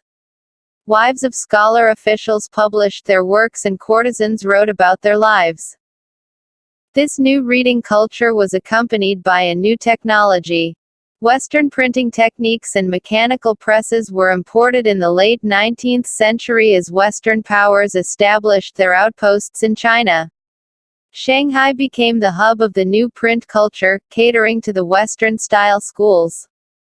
From hand printing there was now a gradual shift to mechanical printing. 1.1 Print in Japan. Buddhist missionaries from China introduced hand printing technology into Japan around AD 768 to 770. The oldest Japanese book printed in AD 868, is the Buddhist Diamond Sutra, containing 6 sheets of text and woodcut illustrations. Pictures were printed on textiles, playing cards and paper money. In medieval Japan, poets and prose writers were regularly published, and books were cheap and abundant. Printing of visual material led to interesting publishing practices. In the late 18th century, in the flourishing urban circles at Edo, later to be known as Tokyo, illustrated collections of paintings depicted an elegant urban culture, involving artists, courtesans, and tea-house gatherings. Libraries and bookstores were packed with hand-printed material of various types, books on women, musical instruments, calculations, tea ceremony, flower arrangements, proper etiquette, cooking and famous places. 2. Print comes to Europe. For centuries, silk and spices from China flowed into Europe through the Silk Route. In the 11th century, Chinese paper reached Europe via the same route. Paper made possible the production of manuscripts, carefully written by scribes. Then, in 1295, Marco Polo, a great explorer, returned to Italy after many years of exploration in China. As you read above, China already had the technology of woodblock printing. Marco Polo brought this knowledge back with him. Now Italians began producing books with woodblocks, and soon the technology spread to other parts of Europe. Luxury editions were still handwritten on very expensive vellum, meant for aristocratic circles and rich monastic libraries which scoffed at printed books as cheap vulgarities. Merchants and students in the university towns bought the cheaper printed copies. As the demand for books increased, booksellers all over Europe began exporting books to many different countries. Book fairs were held at different places. Production of handwritten manuscripts was also organized in new ways to meet the expanded demand. Scribes or skilled handwriters were no longer solely employed by wealthy or influential patrons but increasingly by booksellers as well. More than 50 scribes often worked for one bookseller. But the production of handwritten manuscripts could not satisfy the ever-increasing demand for books. Copying was an expensive, laborious and time-consuming business. Manuscripts were fragile, awkward to handle, and could not be carried around or read easily. Their circulation therefore remained limited. With the growing demand for books, woodblock printing gradually became more and more popular. By the early 15th century, woodblocks were being widely used in Europe to print textiles, playing cards, and religious pictures with simple, brief texts. There was clearly a great need for even quicker and cheaper reproduction of texts. This could only be with the invention of a new print technology. The breakthrough occurred at Strasbourg, Germany, where Johann Gutenberg developed the first noun printing press in the 1430s. 2.1 Gutenberg and the printing press. Gutenberg was the son of a merchant and grew up on a large agricultural estate.